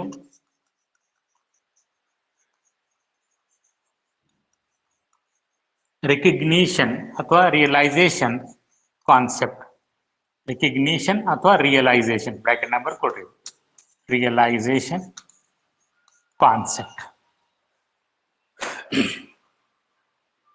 ಹಿಂದಿನ ಚಾಪ್ಟರ್ ಒಳಗೆ ನಾವು ರೆವೆನ್ಯೂ ಅಥವಾ ಕಂದಾಯ ಅಂದ್ರೆ ಏನು ಅಂತ ನಾವು ನೋಡಿದ್ದೀವಿ. ಅದು ಸರಕುಗಳನ್ನ ಮಾರಾಟ ಮಾಡುವುದರ ಮೂಲಕ, ಅಥವಾ ಸೇವೆಯನ್ನ ಸಲ್ಲಿಸುವುದರ ಮೂಲಕ, ಅಥವಾ ಇತರೆ ಮೂಲಗಳಿಂದ ನಮಗೆ ಏನು ಗಳಿಕೆ ಅಥವಾ ಹಣ ಬರ್ತಿರ್ತಲ್ಲ, ಅದಕ್ಕೆ ನಾವು ಏನ್ಕಂತ ಕರಿತೀವಿ? ಕಂದಾಯ ಅಥವಾ ರೆವೆನ್ಯೂ ಅಂತ ಬರಿತೀವಿ. ಈಗ ಸಮಸ್ಯೆ ಬರೋದು, ಯಾವ ಟೈಮಿಗೆ ನಾವು ಅದನ್ನ ಕಂದಾಯ ಎಂದು ಪರಿಗಣಿಸಿ ಲೆಕ್ಕದ ಪುಸ್ತಕದಲ್ಲಿ ಬರಿಬೇಕು? ಯಾವ ಹೊತ್ತಿಗೆ, ಯಾವ ಟೈಮಿಗೆ? ಒಂದು ಉದಾಹರಣೆ ಕೊಡ್ತೀನಿ. ಸಪೋಸ್ ನೀವು ಆನ್ಲೈನ್ ಬಿಸ್ನೆಸ್ ಮಾಡ್ತಾ ಇದ್ದೀರಪ್ಪ, ನೀವು ಸರಕುಗಳನ್ನ ಆನ್ಲೈನ್ ಮಾರಾಟ ಮಾಡ್ತಾ ಇದ್ದೀರಿ. ಹಾಗಾದ್ರೆ ನಿಮ್ಮ ಗ್ರಾಹಕರು ನಿಮ್ಮ ಜೊತೆಗೆ ಎನ್ಕ್ವೈರಿಯನ್ನ ಫೋನಿನ ಮೇಲೆ ಮಾಡ್ತಾರೆ, ಹೌದಲ್ಲ? ಸೊ ನಿಮ್ಗೆ ಫೋನ್ ಬಂತು, ಎಷ್ಟನೇ ತಾರೀಕಿಗೆ ನೋಡ್ರಿ? 1/9 ಫೋನ್ ಬಂತು, ಎನ್ಕ್ವೈರಿ ಬಂತು, ನಿಮ್ ಕಡೆ ಯಾವ ಸರಕುಗಳು ಅದಾವ ಏನು ಅಂತ ಹೇಳಿ. ಆದ್ರೆ ಆಮೇಲೆ 3ನೇ ತಾರೀಕಿಗೆ 3/9/21 ಇದು ಎನ್ಕ್ವೈರಿ ಆಯ್ತ್ರೆ, ಇದು ಆರ್ಡರ್ ಬುಕ್ ಮಾಡ್ದಾವ ನಿಮ್ ಕಸ್ಟಮರ್, ನನಗೆ ಎಷ್ಟು ಸರಕುಗಳನ್ನ ಕಳಿಸ್ರಿ ಅಂತೇಳಿ ಆರ್ಡರ್ನ ಬುಕ್ ಮಾಡ್ದ. ಆದ್ರೆ ಆಮೇಲೆ ನೀವ್ ಏನ್ ಮಾಡಿದ್ರಪ್ಪ ಅಂತಂದ್ರೆ 5ನೇ ತಾರೀಕಿಗೆ 5/9/21 ಅವನ ಆರ್ಡರ್ ಪ್ರಕಾರ ಸರಕುಗಳನ್ನ ಪ್ಯಾಕ್ ಮಾಡಿದ್ರಿ. ಆದ್ರೆ ಇನ್ನು 6ನೇ ತಾರೀಕಿಗೆ 6/9 ಅದನ್ನ ಡಿಸ್ಪ್ಯಾಚ್ ಮಾಡಿದ್ರಿ. ಆದ್ರೆ ಇನ್ನು 7ನೇ ತಾರೀಕಿಗೆ ಅದು ಕಸ್ಟಮರ್ಗೆ ರೀಚ್ ಆಗ್ತದೆ. ಕಸ್ಟಮರ್ ಡೆಲಿವರಿ ತಗೊಂಡ. ಆರ್ಡರ್ ಅಮೌಂಟು 5,000 ರೂಪಾಯಿ. 5,000 ರೂಪಾಯಿ. ಅಂದ್ರೆ ನೋಡ್ರಿ ಎಷ್ಟು ದಿನ ಹಿಡಿತು? 7 ದಿನ ಹಿಡಿತು. ಈಗ ನನಗೆ ಹೇಳ್ರಿ, ನೀವು ಯಾವ ಡೇಟಿಗೆ ನಿಮ್ ಲೆಕ್ಕದ ಪುಸ್ತಕದಲ್ಲಿ 5,000 ರೂಪಾಯಿ ಸೇಲ್ಸ್ ಅಂತ ತೋರಿಸ್ತೀರಿ? 1ನೇ ತಾರೀಕಿಗೋ, 3ನೇ ತಾರೀಕಿಗೋ, 5ನೇ ತಾರೀಕಿಗೋ, 6ಕ್ಕೋ ಅಥವಾ 7ಕ್ಕೆ? 7ನೇ ತಾರೀಕಿಗೆ, 6ನೇ ತಾರೀಕಿಗೆ. ಹಾ, 7, 6 ಮತ್ತೆ ಇನ್ನೊಂದು ಐತಿ ಆರ್ಡರ್ ಬಂತು ನಿಮ್ಗೆ. ಅವ ಆರ್ಡರ್ ಯಾವ ಕೊಟ್ಟ? 3ನೇ ತಾರೀಕಿಗೆ ಕೊಟ್ಟ. 3ನೇ ತಾರೀಕು ಫೋನ್ ಮಾಡಿ ಹೇಳಿದ, ಹಾ ಸರ್ ಆಯ್ತು ನನ್ಗೆ ಇಷ್ಟು ಕಳಿಸ್ರಿ ಅಂತೇಳಿ, ನನಗೆ ಇಂಥ ಪ್ರಾಡಕ್ಟ್ಸ್ ಗಳನ್ನ ಕಳಿಸ್ರಿ ಅಂತೇಳಿ 3ನೇ ತಾರೀಕಿಗೆ ಅವ ನಿಮ್ಗೆ ಆರ್ಡರ್ ಕೊಟ್ಟ, ಬರ್ಕೊಂಡ್ರಿ ನೀವೆಲ್ಲ. ಆಮೇಲೆ 5ನೇ ತಾರೀಕಿಗೆ ನೀವು ಅವನ ಆರ್ಡರ್ ಪ್ರಕಾರ ಎಲ್ಲ ಪ್ಯಾಕಿಂಗ್ ಮಾಡಿದ್ರಿ. 6ನೇ ತಾರೀಕಿಗೆ ಅದನ್ನ ಡಿಸ್ಪ್ಯಾಚ್ ಮಾಡಿದ್ರಿ ಟ್ರಾನ್ಸ್ಪೋರ್ಟ್ ಮುಖಾಂತರ. 7ನೇ ತಾರೀಕಿಗೆ ಅದು ಹೋಗಿ ಮುಟ್ತವನ್ಗೆ. ಹಂಗಾರೆ ಯಾವ್ದು ತಗೋಬೇಕು ಡೇಟು? ನೋಡ್ರಿ ಇರ್ಲಿ. ಸೊ ಒಬ್ರು 6 ಅಂದ್ರು, ಒಬ್ರು 7 ಅಂತ ಕನ್ಫ್ಯೂಷನ್ ಆಗ್ತಿಲ್ಲ. ಇನ್ನು ಕೆಲವ್ರು ಕೇಳಿದ್ರೆ 5 ಅಂತಾರ, ಇನ್ನು ಒಬ್ರು 3 ಅಂತಾರ. ಇಲ್ಲ 1ನೇ ತಾರೀಕಿಗೆ ಯಾಕಂದ್ರೆ ಎನ್ಕ್ವೈರಿ ಮಾಡ್ಯಾನ ಮುಗಿತು, 1ನೇ ತಾರೀಕಿಗೆ ರೆಕಾರ್ಡ್ ಮಾಡ್ಬೇಕು ಅಂತ. ಸೊ ಹಿಂಗ್ ಕನ್ಫ್ಯೂಷನ್ ಆಗ್ಬಾರ್ದು ಅಂತೇಳಿ ನಿಯಮ ಮಾಡಿದ, ಒಂದು ಪರಿಕಲ್ಪನೆ ಮಾಡ್ಯಾರ. ಏನ್ರಪ್ಪ ಅಂತಂದ್ರೆ, we have to record revenue on the date of realisation. ಯಾವ ಡೇಟಿಗೆ ಅದು ರಿಯಲೈಸ್ ಆಗುತ್ತದೆ ಅಥವಾ ಯಾವ ಡೇಟಿಗೆ ಅದು ಫಲಿಸುತ್ತದೆ ಅಥವಾ ಯಾವ ಡೇಟಿಗೆ ನಾವು ಆ ಆದಾಯವನ್ನ ಸಂಪಾದನೆ ಮಾಡ್ತೀವಿ, ಆ ಡೇಟಿಗೆ ಅದನ್ನ ಆದಾಯ ಎಂದು ಪರಿಗಣಿಸಿ ರೆಕಾರ್ಡ್ ಮಾಡ್ಬೇಕು. ನನಗೆ ಈಗ ಹೇಳ್ರಿ, ಈ 5,000 ರೂಪಾಯಿ ಆದಾಯವನ್ನ ನೀವು 1ನೇ ತಾರೀಕಿಗೆ ಸಂಪಾದನೆ ಮಾಡ್ತಿರೋ, 3ನೇ ತಾರೀಕಿಗೆ ಮಾಡ್ತಿರೋ, 5ನೇ ತಾರೀಕಿಗೆ ಮಾಡ್ತಿರೋ, 6ನೇ ತಾರೀಕಿಗೆ ಮಾಡ್ತಿರೋ ಅಥವಾ 7ನೇ ತಾರೀಕಿಗೆ ಮಾಡ್ತೀರಿ? 7ನೇ ತಾರೀಕಿಗೆ ಮಾಡ್ತೀವಿ, ಹೌದಲ್ಲ? ಸರಕುಗಳು ಗ್ರಾಹಕನಿಗೆ ಮುಟ್ಟಿದ ನಂತರ ಅವ ದುಡ್ಡು ಕೊಟ್ಟು ತಗೊಂತಾನ, ಅಲ್ಲಿವರೆಗೂ ಇಲ್ಲ. ಇವನ್ ಸರಕುಗಳು ಟ್ರಾನ್ಸ್ಪೋರ್ಟ್ ಒಳಗೆ ಇದ್ರೂ ಸಹ ನಿಮ್ಗೆ ಇನ್ನೂ ಗ್ಯಾರಂಟಿ ಇಲ್ಲ. ಬಂದೂರಪ್ಪ ಸರಕುಗಳು, ನಮ್ಗೆ ಬ್ಯಾಡ ಅಂತ ಹೇಳಿ ರಿಜೆಕ್ಟ್ ಮಾಡಿದ್ರೆ ಅವ ದುಡ್ಡು ಬರೋದೇ ಇಲ್ಲ, ಹೌದಲ್ಲ? ಹಂಗಾರೆ ನೀವು ಯಾವಾಗ ರೆಕಾರ್ಡ್ ಮಾಡ್ತೀವಿ, ಯಾವಾಗ ನೀವು ಸಂಪಾದನೆ ಮಾಡ್ತೀರಿ? 7ನೇ ತಾರೀಕು. ಸೊ ಇದಕ್ಕೆ ನಾವು ಕರಿತೀವಿ ಸಂಪಾದನೆಯ ದಿನಾಂಕ. 7 ದಿನ, ಹೌದು ಖರೆ, 7 ದಿನ ಇದು ಮಾರಾಟದ ಒಂದು ಪ್ರಕ್ರಿಯೆ ನಡೀತಾ ಇದೆ. ಆದ್ರೆ 7ನೇ ದಿನಕ್ಕೆ ನಮ್ಗೆ ಕನ್ಫರ್ಮ್ ಆತು, ಅವ ಡೆಲಿವರಿ ತಗೊಂಡ ಅಂತ ದುಡ್ಡು ಕೊಡ್ಲೇಬೇಕು. ಅವ ಇಲ್ಲ ಅಂತ ಹೇಳಿ ಹೇಳಲಿಕ್ಕೆ ಬರೋದಿಲ್ಲ. ಸರಕುಗಳು ಅವನ ಕೈಗೆ ಮುಟ್ಟಿದ್ವು ಅಂತಂದ್ರೆ ಕಾಯ್ದೆಬದ್ಧವಾಗಿ ಅವ ಕೊಡ್ಲೇಬೇಕು. ಅವನ್ ಕೊಟ್ಟಿಲ್ಲ ಅಂದ್ರೆ ನಾವು ಅವನ್ ಕೋರ್ಟಿಗೆ ಎಳಿಬಹುದು, ಹೌದಲ್ಲ? ಸೊ ಅದಕ್ಕಾಗಿ ಈ ದಿನಾಂಕಕ್ಕೆ, ಸಂಪಾದನೆಯ ದಿನಾಂಕಕ್ಕೆ ನಾವೇನ್ ಕರಿತೀರಪ್ಪ ಅಂತಂದ್ರೆ ಏನಪ್ಪ, ಕಂದಾಯ ಗುರುತಿಸುವಿಕೆಯ ದಿನಾಂಕ ಅಂತ ಕರಿತೀವಿ. ಸೊ ಈ ದಿನಾಂಕಕ್ಕೆ ನಾವು ನೋಡಬೇಕು, ಅದನ್ನ ಲೆಕ್ಕದ ಪುಸ್ತಕದಲ್ಲಿ ನಮೂದಿಸಬೇಕು. ಓಕೆ, ಬರ್ಕೊಡ್ರಿ. ಕಂದಾಯ ಗುರುತಿಸುವಿಕೆ ಪರಿಕಲ್ಪನೆಯ ಪ್ರಕಾರ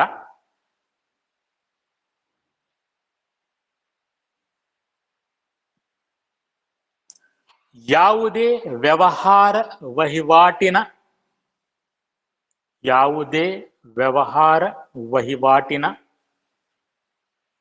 ಆದಾಯವನ್ನು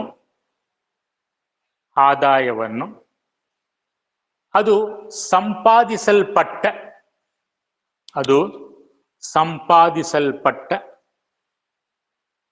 ನಂತರವೇ ಲೆಕ್ಕ ಪುಸ್ತಕದಲ್ಲಿ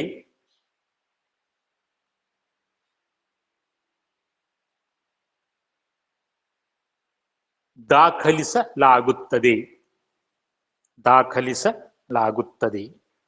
ನೆಕ್ಸ್ಟ್ ನಂಬರ್ 8, ಮ್ಯಾಚಿಂಗ್ ಕಾನ್ಸೆಪ್ಟ್.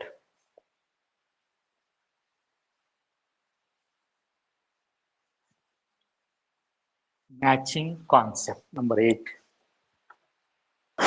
ಹೋಲಿಕೆ ಪರಿಕಲ್ಪನೆ.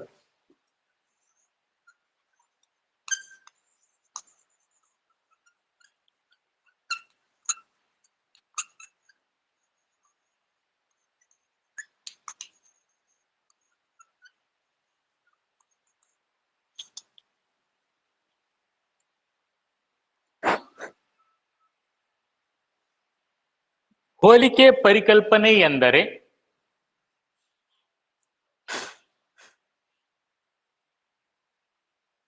ನಿರ್ದಿಷ್ಟ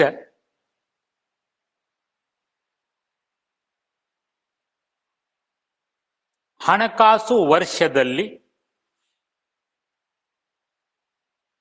ಸಂಸ್ಥೆಯು ಗಳಿಸಿದ ಲಾಭ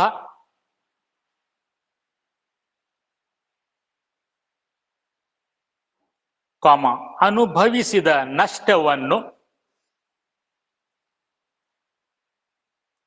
ಕಂಡುಹಿಡಿಯಲು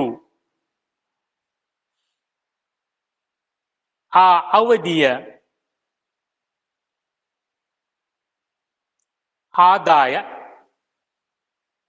ಅವಧಿಯ ಆದಾಯ ಮತ್ತು ಖರ್ಚುಗಳನ್ನು ಹೋಲಿಕೆ ಮಾಡುವ ಪ್ರಕ್ರಿಯೆಯಾಗಿದೆ.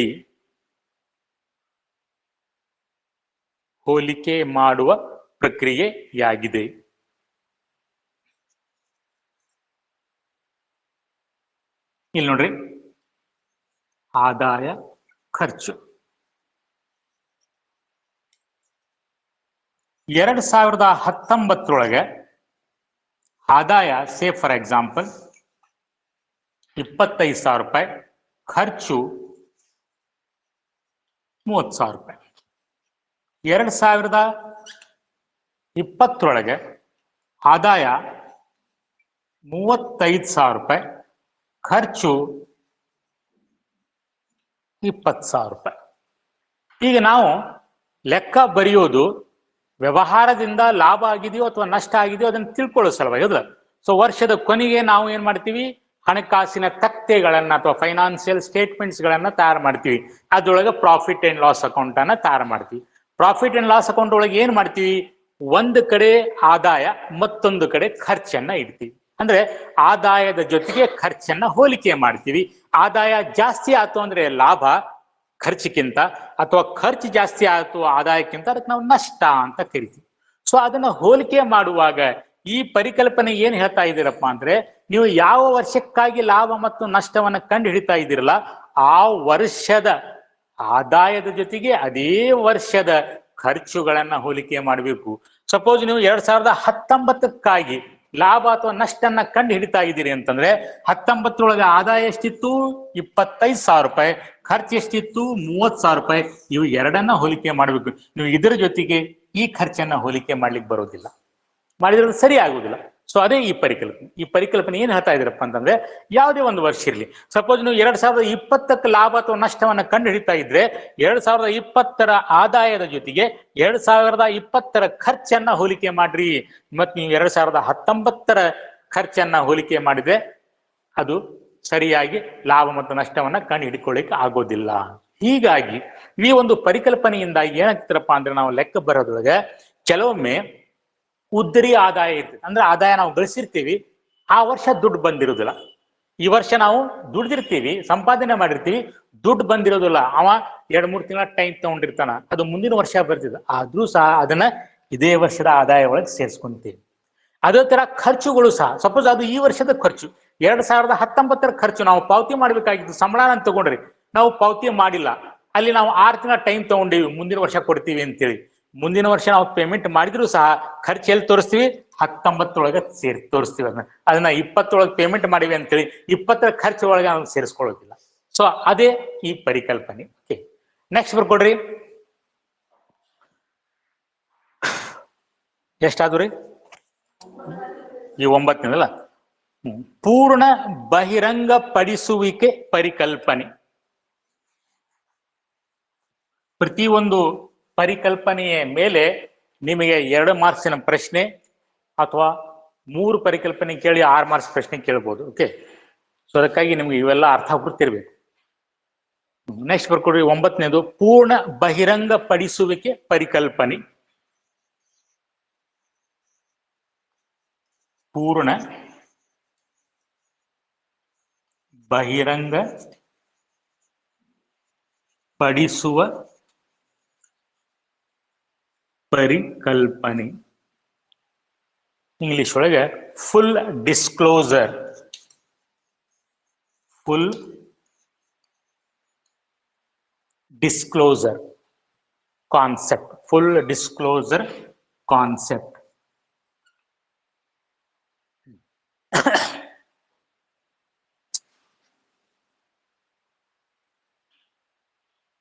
ಈ ಪರಿಕಲ್ಪನೆಯ ಪ್ರಕಾರ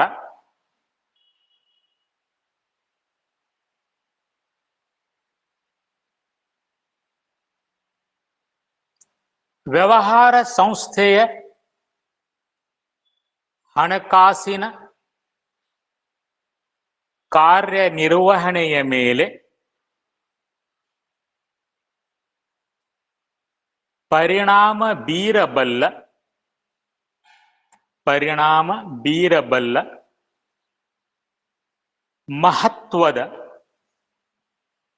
ಮಹತ್ವದ ಮತ್ತು ಸಂಬಂಧಿತ ನಿಜಾಂಶ ಅಂದ್ರೆ ಫ್ಯಾಕ್ಟ್ಸ್, ನಿಜಾಂಶಗಳನ್ನು ಅದರ ಹಣಕಾಸು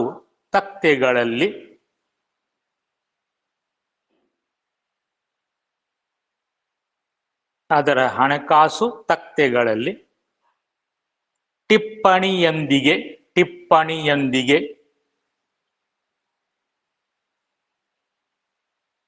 ಪೂರ್ಣ ರೂಪದಲ್ಲಿ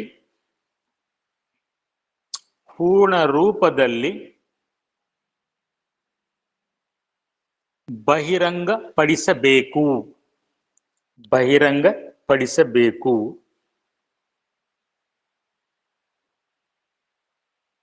ನೋಡಿ, ಈ ಒಂದು ಪರಿಕಲ್ಪನೆ ಏನ್ ಹೇಳ್ತಾ ಇದೆ ಅಂತಂದ್ರೆ, ವರ್ಷದ ಕೊನೆಗೆ ನೀವೇನು ಫೈನಾನ್ಷಿಯಲ್ ಸ್ಟೇಟ್ಮೆಂಟ್ಸ್ ಗಳನ್ನ ತಯಾರು ಮಾಡ್ತಿರಲ್ಲ, ಆ ಫೈನಾನ್ಷಿಯಲ್ ಸ್ಟೇಟ್ಮೆಂಟ್ಸ್ ಗಳನ್ನ ತಯಾರು ಮಾಡುವಾಗ ನಿಮ್ಮ ಸಂಸ್ಥೆಯ ಮೇಲೆ ಪರಿಣಾಮ ಬೀರಬಹುದಾದಂಥ, ನಿಮ್ಮ ಸಂಸ್ಥೆಗೆ ಸಂಬಂಧಪಟ್ಟಿರುವಂಥ ಯಾವುದೇ ಒಂದು ಮಹತ್ವದ ನಿಜ ಅಂಶ ಇತ್ತು ಅಂತಂದ್ರೆ, ಫ್ಯಾಕ್ಟ್ ಇತ್ತು ಅಂತಂದ್ರೆ, ಅದನ್ನ ಕೆಳಗಡೆ ಟಿಪ್ಪಣಿಯ ರೂಪದಲ್ಲಿ ಬರಿಬೇಕು.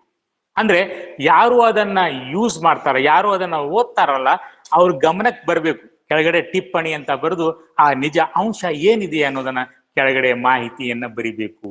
ಯಾವಾಗ ಅದು ಸಂಸ್ಥೆಯ ಮೇಲೆ ಪರಿಣಾಮ ಬೀರುವಂತ ಚಾನ್ಸಸ್ಗಳು ಇದ್ದುವು ಅಂತ.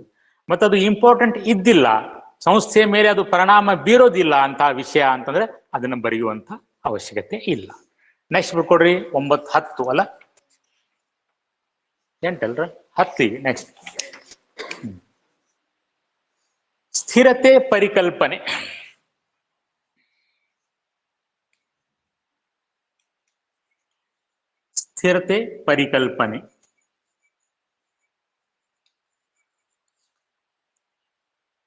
Consistency concept.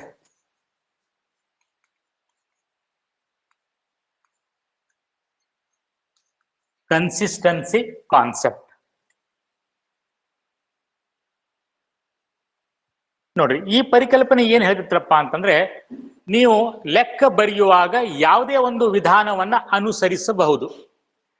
ನಿಮಗೆ ಸ್ವತಂತ್ರ ಇರುತ್ತದೆ. ಬೇರೆ ಬೇರೆ ವಿಧಾನಗಳು ಇದ್ದಿರ್ತಾವೆ ಲೆಕ್ಕ ಬರೆಯುವಾಗ. ಫಾರ್ ಎಕ್ಸಾಂಪಲ್, ಸೌಕಳಿ ಡಿಪ್ರಿಸಿಯೇಷನ್ ನಾವು ಚಾರ್ಜ್ ಮಾಡುವಾಗ, ಕ್ಯಾಲ್ಕುಲೇಷನ್ ಮಾಡುವಾಗ ಬೇರೆ ಬೇರೆ ಮೆಥಡ್ಸ್ಗಳು ಅದಾವ, ನಾವು ಮುಂದೆ ಕಲಿತೀವಿ ಅದನ್ನ. ಸೊ ಯಾವ ಮೆಥಡ್ ಬೇಕೋ ಆ ಮೆಥಡ್ ನಾವು ಆಯ್ಕೆ ಮಾಡ್ಕೋಬಹುದು, ಫಾಲೋ ಮಾಡೋದು. ಆದ್ರೆ ಒಮ್ಮೆ ಆಯ್ಕೆ ಮಾಡಿದ್ರೆ ಅದನ್ನ ಪ್ರತಿ ವರ್ಷ ಪದೇ ಚೇಂಜ್ ಮಾಡ್ತಾ ಹೋಗ್ಬಾರ್ದು. ಒಮ್ಮೆ ಯಾವ್ದಾದ್ರು ಒಂದು ಮೆಥಡಿಗೆ ಸ್ಟಿಕ್ ಆದ್ರೆ ಕಂಟಿನ್ಯೂಸ್ ಆಗಿ ಅದೇ ವಿಧಾನವನ್ನ, ಅದೇ ಮೆಥಡ್ ಅನ್ನ ನೀವು ಫಾಲೋ ಮಾಡ್ಬೇಕು. ಕೆಲವೊಮ್ಮೆ ಅನಿವಾರ್ಯ ಕಾರಣದಿಂದ ಚೇಂಜ್ ಮಾಡೋದು ಬಂತು ಅಂತಂದ್ರೆ ಮಾಡ್ಬೋದು, ಆದ್ರೆ ಅದನ್ನ ರೂಢಿ ಮಾಡ್ಕೋಬಾರ್ದು. ಈ ವರ್ಷ ಒಂದು ಮೆಥಡ್, ಮುಂದಿನ ವರ್ಷ ಮತ್ತೊಂದು method. For example, FIFO method ಅಂತ ಹೇಳ್ತಿ, ಯಾವುದು ಇದು ಸ್ಟಾಕ್ ವ್ಯಾಲ್ಯೂಯೇಷನ್ ಮಾಡುವಾಗ ಫಿಫೋ, ಲೀಫೋ ಮೆಥಡ್ ಅಂತ ಬರ್ತಾವ. ಸೊ ಈ ವರ್ಷ ನಾವು ಫಿಫೋ ಮೆಥಡ್ ಫಾಲೋ ಮಾಡಿದ್ವಿ, ಮುಂದಿನ ವರ್ಷ ಲೀಫೋ ಮೆಥಡ್. ಅಥವಾ ಡಿಪ್ರಿಸಿಯೇಷನ್ ಒಳಗೆ ಫಿಕ್ಸ್ಡ್ ಇನ್ಸ್ಟಾಲ್ಮೆಂಟ್ ಮೆಥಡ್ ಈ ವರ್ಷ ಫಾಲೋ ಮಾಡಿದ್ವಿ, ಮತ್ತೆ ಮುಂದಿನ ವರ್ಷ ರೆಡ್ಯೂಸಿಂಗ್ ಬ್ಯಾಲೆನ್ಸ್ ಮೆಥಡ್, ಅಥವಾ ಮತ್ತೆ 3ನೇ ವರ್ಷ ಆನ್ಯುಯಿಟಿ ಮೆಥಡ್. ಹಿಂಗ್ ಮಾಡಬಾರದು.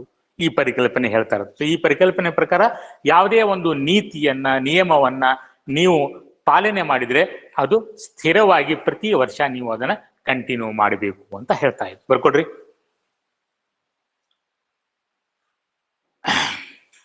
ಈ ಪರಿಕಲ್ಪನೆಯ ಪ್ರಕಾರ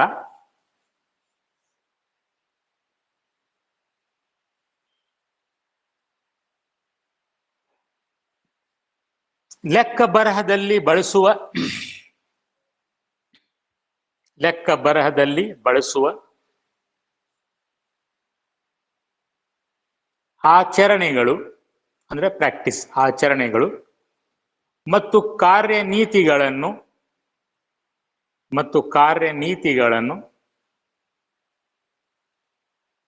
ಒಂದು ಹಣಕಾಸು ವರ್ಷದಿಂದ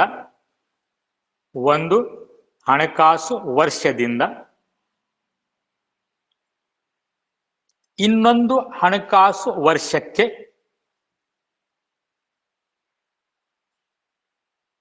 ಬದಲಾಯಿಸದೆ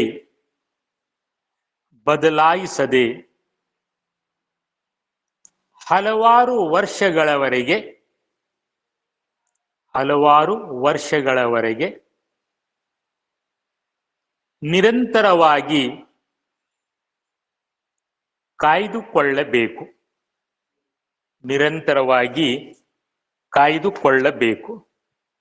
ಹನ್ನೊಂದನೇದು ನೆಕ್ಸ್ಟ್ ಸಂರಕ್ಷಣಾತ್ಮಕ ಪರಿಕಲ್ಪನೆ.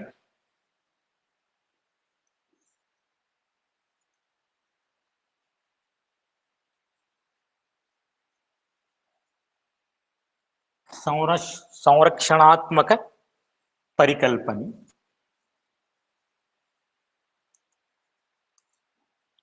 ಕನ್ಸರ್ವೇಟಿವ್ ಕಾನ್ಸೆಪ್ಟ್ ಅಂತ ಕರಿತೀವಿ. Conservatism concept.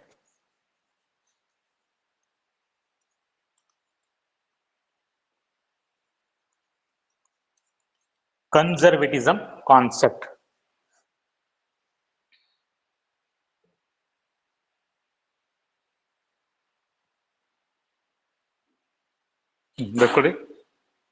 ಇದು ಸಂಸ್ಥೆಯ ಹಣಕಾಸು ತಕ್ತೆಗಳನ್ನು ಹಣಕಾಸು ತಕ್ತೆ ಅಂದ ತಕ್ಷಣ ನೆನಪಿಟ್ಕೋಬೇಕ್ರಿ, ಪ್ರಾಫಿಟ್ ಅಂಡ್ ಲಾಸ್ ಅಕೌಂಟ್ ಮತ್ತು ಬ್ಯಾಲೆನ್ಸ್ ಶೀಟ್. ಓಕೆ, ಸೊ ಇದು ಸಂಸ್ಥೆಯ ಹಣಕಾಸು ತಕ್ತೆಗಳನ್ನು ತಯಾರಿಸುವಾಗ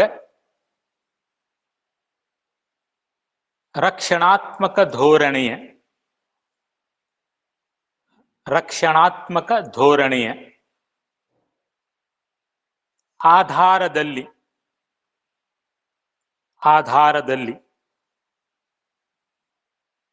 ವಹಿವಾಟುಗಳನ್ನು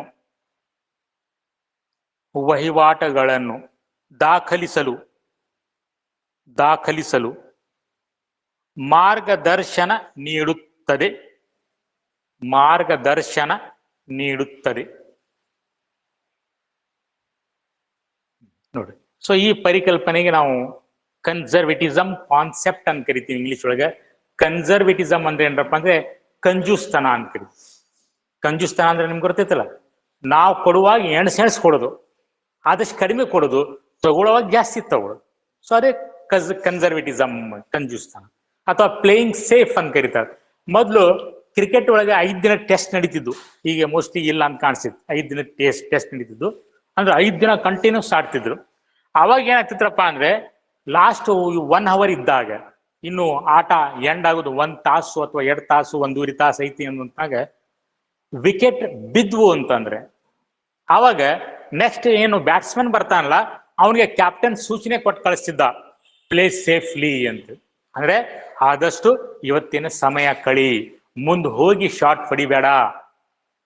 ಮುಂದೆ ಹೋಗಿ ಶಾಟ್ ಹೊಡೆದ್ರೆ ಮತ್ತೆ ವಿಕೆಟ್ ಬೀಳೋ ಚಾನ್ಸ್ ಅದಾವ. ಯಾಕಂದ್ರೆ ಎಲ್ಲರೂ ಟಯರ್ಡ್ ಆಗಿರ್ತಾರ ಸಾಯಂಕಾಲ. ಸೊ ಅದಕ್ಕಾಗಿ ಆದಷ್ಟು ನಿನ್ನ ವಿಕೆಟ್ ಅನ್ನ ಉಳಿಸ್ಕೋ, ನಾಳೆ ಮತ್ತೆ ನಾವು ಫ್ರೆಶ್ ಆಗಿ ಬಂದು ಮತ್ತೆ ಹೊಡಿತೀವಿ ನಾವು ಶಾಟ್ಸ್ ಅಂತೇಳಿ. ಸೊ ಅದಕ್ಕೆ ನಾವು ಕರಿತೀವಿ ಪ್ಲೇಯಿಂಗ್ ಸೇಫ್ ಅಂತ ಕರಿತೀವಿ. ಇದು ಮೊದ್ಲು ನಡೀತಿತ್ತು. ಈಗ 1 day ಮ್ಯಾಚ್ ಇರೋದ್ರಿಂದ 20-20, 40-40 ಏನೇನ ಬಂದಾವ ಈಗ, ಅದನ್ನ. ಸೊ ಹೀಗಾಗಿ ಅದು ಹೋತಿ. ಮೊದಲು 5 ದಿನ ನಡೀತಿದ್ವು ಮ್ಯಾಚ್. 5 ದಿನ ಮ್ಯಾಚ್, ಬೆಳಗಿಂದ 10ರಿಂದ ಹಿಡಿದು ಸಾಯಂಕಾಲ 5ರವರೆಗೆ ಮ್ಯಾಚ್ ಇರ್ತಿತ್ತು ಅಂತ 5 ದಿನ. ಇನ್ನು ಲಾಸ್ಟ್ 1 ತಾಸು ಐತಪ್ಪ, ಆ ಟೈಮ್ನಾಗ 1 ವಿಕೆಟ್ ಬಿತ್ತು, 2 ವಿಕೆಟ್ ಪಟ ಬಿದ್ದು ಅಂತಾರೆ. ಕ್ಯಾಪ್ಟನ್ ಅವನಿಗೆ ಇನ್ಸ್ಟ್ರಕ್ಷನ್ ಕೊಟ್ಟು ಕಳಿಸ್ತಾ, ಪ್ಲೇ ಸೇಫ್ಲಿ, ಪ್ಲೇ ಕನ್ಸರ್ವೇಟಿವ್ಲಿ ಅಂತಂದ್ರೆ ಆದಷ್ಟು ನೀನು ವಿಕೆಟ್ ಅನ್ನು ಉಳಿಸ್ಕೊಂಡು ಬಾ, ನಮ್ಗೆ ರನ್ ಅವಶ್ಯಕತೆ ಇಲ್ಲ, ನಾಳೆ ನಾವು ರನ್ ಮಾಡೋಣ ಅಂತೇಳಿ. ಸೊ ಅದೇ ತರ ಇಲ್ಲಿ ಈ ಒಂದು ಪರಿಕಲ್ಪನೆ ಏನ್ ಹೇಳ್ತಾ ಇದ್ದೀರಪ್ಪ ಅಂತಂದ್ರೆ, ಕಂಜೂಸ್ತನದಿಂದ ನೀವು ಲೆಕ್ಕವನ್ನ ಬರೀಬೇಕು. ನೀವು ತಕ್ತೆಗಳನ್ನು ತಯಾರಿಸುವಾಗ ಈ ಒಂದು ಪರಿಕಲ್ಪನೆಯನ್ನ ಅನುಸರಿಸಬೇಕಾಗುತ್ತದೆ. ಸೊ ಈ ಪರಿಕಲ್ಪನೆ ಏನ್ ಹೇಳ್ತಾ ಇದ್ದೀರಪ್ಪ ಅಂತಂದ್ರೆ, ಲಾಭದ ವಿಷಯ ಬಂದಾಗ, ಲಾಭದ ವಿಷಯವನ್ನ ರೆಕಾರ್ಡ್ ಮಾಡುವಾಗ, ಲಾಭಕ್ಕೆ ಸಂಬಂಧಪಟ್ಟಂತ ವ್ಯಾವಹಾರಿಕ ಚಟುವಟಿಕೆಗಳನ್ನ ನೀವು ರೆಕಾರ್ಡ್ ಮಾಡುವಾಗ ಈಗಾಗಲೇ ನಿಜವಾಗಿ ನೈಜವಾಗಿ ಆಗಿರುವಂತ ಲಾಭಗಳನ್ನ ಮಾತ್ರ ನಮೂದಿಸಬೇಕು. ಈ ವರ್ಷಕ್ಕೆ ಸಂಬಂಧಪಟ್ಟಿದ್ದು ಅದು ಆಗಿರ್ಬೇಕು, ಲಾಭ ನಮ್ಗೆ ಬಂದಿರ್ಬೇಕು, ಅದು ರಿಯಲೈಸ್ ಆಗಿರ್ಬೇಕು, ಅದನ್ನ ನಾವು ಸಂಪಾದನೆ ಮಾಡಿರ್ಬೇಕು. ಆವಾಗ ಮಾತ್ರ ನೀವು ಅದನ್ನ ರೆಕಾರ್ಡ್ ಮಾಡಬೇಕು. ಆದ್ರೆ ನಷ್ಟವನ್ನ ನೀವು ನಮೂದಿಸುವಾಗ ಈಗಾಗಲೇ ಆಗಿರುವಂತಹ ನೈಜ ನಷ್ಟ ಮತ್ತು ಈ ಅವಧಿಗೆ ಸಂಬಂಧಪಟ್ಟಂತ ಮುಂದಾಗಬಹುದಾದಂತಹ ನಷ್ಟ, ನಿರೀಕ್ಷಿತ ನಷ್ಟ ಅಂತ ಕರಿತೀವಿ ನಾವು. ನೈಜ ನಷ್ಟ ಮತ್ತು ನಿರೀಕ್ಷಿತ ನಷ್ಟ ಎರಡನ್ನೂ ರೆಕಾರ್ಡ್ ಮಾಡಬೇಕು. ಮತ್ತೆ ಇದು ಕಂಜೂಸ್ತನ ಆತಿಲ್ಲ.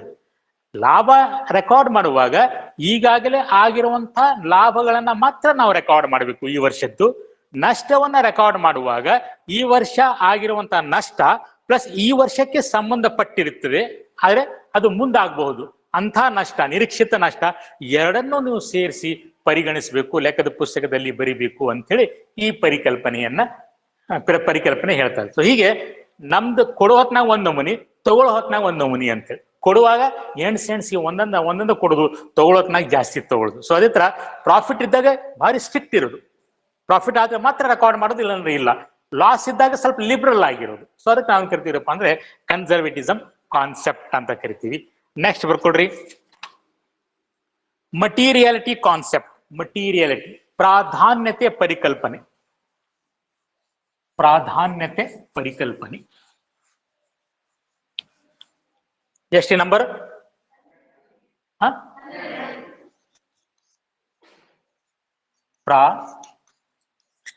ಪ್ರಾಧಾನ್ಯತೆ ಪರಿಕಲ್ಪನೆ, ಮಟೀರಿಯಾಲಿಟಿ ಕಾನ್ಸೆಪ್ಟ್.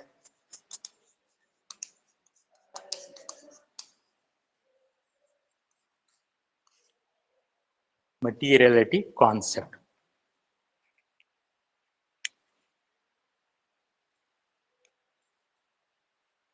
ಈ ಪರಿಕಲ್ಪನೆಯ ಪ್ರಕಾರ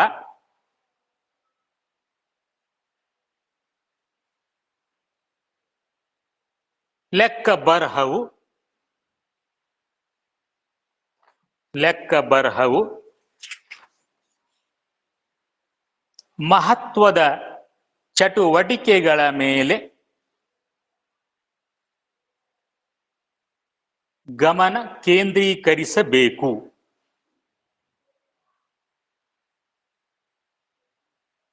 ಗಮನ ಕೇಂದ್ರೀಕರಿಸಬೇಕು. Full point. ಸಂಸ್ಥೆಯ ಆದಾಯವನ್ನು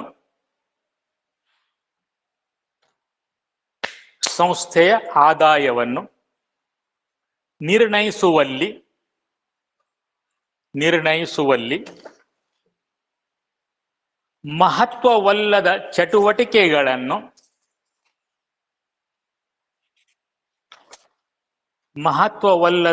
ಚಟುವಟಿಕೆಗಳನ್ನು ದಾಖಲಿಸಿ ವರದಿ ಮಾಡುವುದರ ಮೂಲಕ ಲೆಕ್ಕಿಗನ ಪರಿಶ್ರಮವನ್ನು ವ್ಯರ್ಥ ಮಾಡಬಾರದು. ಪರಿಶ್ರಮವನ್ನ ವ್ಯರ್ಥ ಮಾಡಬಾರದು. ನೋಡಿ, ಸೊ ಈ ಪರಿಕಲ್ಪನೆ ಏನ್ ಹೇಳ್ತಾ ಇದ್ದೀರಪ್ಪ ಅಂತಂದ್ರೆ, ನೀವು ಲೆಕ್ಕ ಬರೆಯುವಾಗ ಯಾವುದು ಇಂಪಾರ್ಟೆಂಟ್ ಇದೆಯೋ ಅದನ್ನ ರೆಕಾರ್ಡ್ ಮಾಡಬೇಕು, ಯಾವ್ದು ಇಂಪಾರ್ಟೆಂಟ್ ಇಲ್ಲ ಅದನ್ನ ರೆಕಾರ್ಡ್ ಮಾಡೋ ಅವಶ್ಯಕತೆ ಇಲ್ಲ. ಸುಮ್ಮನೆ ನಿಮ್ಮ ಎನರ್ಜಿ ವೇಸ್ಟ್ ಮಾಡಬಾರದು ಅಂತೇಳಿ. ಸಪೋಸ್ ಫಾರ್ ಎಕ್ಸಾಂಪಲ್, ನೀವು 10 ರೂಪಾಯಿ ಕೊಟ್ಟು ಪಿನ್ ಬಾಕ್ಸ್ ತಗೊಂಡ್ ಬಂದ್ರಿ, ಟಚ್ನಿ ಪಿನ್ ಬಾಕ್ಸ್ 10 ರೂಪಾಯಿ, ಅದ್ರೊಳಗೆ ಎಷ್ಟಿರ್ತಾವ? 1000 ಪಿನ್ ಇರ್ತಾವ, ಹೌದಲ್ಲ? ಈಗ 10 ರೂಪಾಯಿ ಕೊಟ್ಟು ನೀವು ಪಿನ್ ಬಾಕ್ಸ್ ಖರೀದಿ ಮಾಡ್ಕೊಂಡು ಬಂದ್ರೆ 10 ರೂಪಾಯಿ ಸ್ಟೇಷನರಿ ಖರ್ಚನ್ನು ತೋರಿಸ್ಬಿಡ್ರಿ, 1 ಪೈಸೆಗೆ 1 ಪಿನ್ ಬೀಳ್ತೈತೆ, ಹೌದಲ್ಲ? ಮತ್ತು ಎಷ್ಟು ಪಿನ್ ಖರ್ಚಾದವು ಅಂತೇಳಿ ಎಣಿಸ್ಕೊಂಡು ಕುಂದ್ರುವಂತ ಅವಶ್ಯಕತೆ ಇಲ್ಲ. ಇಡೀ ವರ್ಷ ನೀವು ಯೂಸ್ ಮಾಡ್ತೀರಿ, ಹಂಗಾರೆ ಎಷ್ಟು ಉಳಿತು? 500 ಪಿನ್ ಖರ್ಚಾದು 500 ಉಳಿಯಿತು. ಹಂಗಾರೆ 5 ರೂಪಾಯಿ ಖರ್ಚು, 5 ರೂಪಾಯಿ ಸ್ಟಾಕ್. ಹಂಗ ಮಾಡೋ ಅವಶ್ಯಕತೆ ಇಲ್ಲ, ಯಾಕಂದ್ರೆ ಅದು ಇಂಪಾರ್ಟೆಂಟ್ ಅಲ್ಲ. ಯಾವ್ದು ಇಂಪಾರ್ಟೆಂಟ್ ಇದೆಯೋ ಅದನ್ನ ಸರಿಯಾಗಿ ಪೂರ್ತಿಯಾಗಿ ತೋರಿಸ್ಬೇಕು. ಯಾವ್ದು ಇಂಪಾರ್ಟೆಂಟ್ ಇಲ್ಲ, ಸೊ ಅದನ್ನ ತೋರಿಸೋ ಸಲುವಾಗಿ ನಿಮ್ಮ ಶ್ರಮವನ್ನ ಹಾಳು ಮಾಡ್ಕೋಬಾರ್ದು ಅಂತೇಳಿ ಈ ಪರಿಕಲ್ಪನೆ ಹೇಳ್ತಾ ಇದೆ. ಕೊನೆ ಪರಿಕಲ್ಪನೆ 13ನೇದ್ದು, ವಸ್ತುನಿಷ್ಠ ಪರಿಕಲ್ಪನೆ.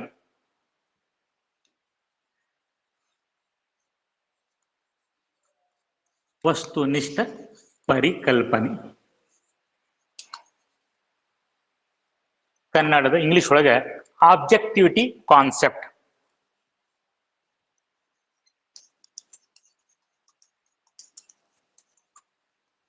ಆಬ್ಜೆಕ್ಟಿವಿಟಿ ಕಾನ್ಸೆಪ್ಟ್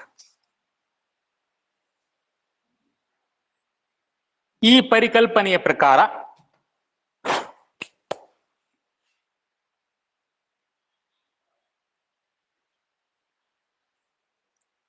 ಲೆಕ್ಕ ಬರಹವು ಲೆಕ್ಕ ಬರಹವು ಲೆಕ್ಕಿಗರ ಮತ್ತು ಇತರರ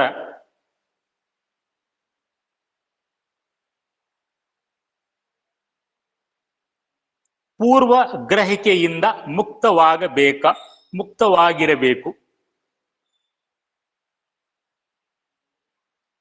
ಪೂರ್ವ ಗ್ರಹಿಕೆಯಿಂದ ಮುಕ್ತವಾಗಿರಬೇಕು ಮತ್ತು ಪ್ರತಿಯೊಂದು ವಹಿವಾಟು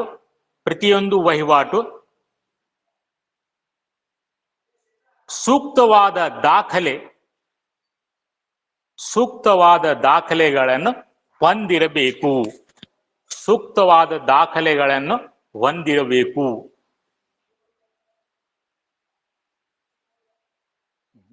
ಸೊ ಇದು ಏನ್ ಹೇಳ್ತಾ ಇದ್ದೀರಪ್ಪ ಅಂತಂದ್ರೆ, ಲೆಕ್ಕ ಬರೆಯುವಾಗ ನಿಮ್ಮ ಏನು ವೈಯಕ್ತಿಕ ಅನಿಸಿಕೆಗಳು ಅದಾವಲ್ಲ, ಅದನ್ನ ಇಲ್ಲಿ ನೀವು ಹೇರಬಾರ್ದು. ನನ್ಗೆ ಹಿಂಗ ಅನಿಸ್ತೈತಿ ಅಂತ ಹೇಳಿ ನೀವು ಕೇಳಂಗಿಲ್ಲ. ಏನು ನಿಜ ಇದೆಯೋ ಅದನ್ನ ನೀವು ರೆಕಾರ್ಡ್ ಮಾಡಬೇಕು. ನಿಮ್ಗೆ ಅನಿಸಿದ್ದಿಲ್ಲ ರೆಕಾರ್ಡ್ ಮಾಡಂಗಿಲ್ಲ. ಯಾರು ಲೆಕ್ಕ ಬರೀತಾರಲ್ಲ ಅವರ ವೈಯಕ್ತಿಕ ಅನಿಸಿಕೆಗಳಿಗೆ ಇಲ್ಲಿ ಅವಕಾಶ ಇಲ್ಲ. ಏನು ನಿಜ ಇದೆಯೋ ಅದನ್ನ ಬರಿಬೇಕು.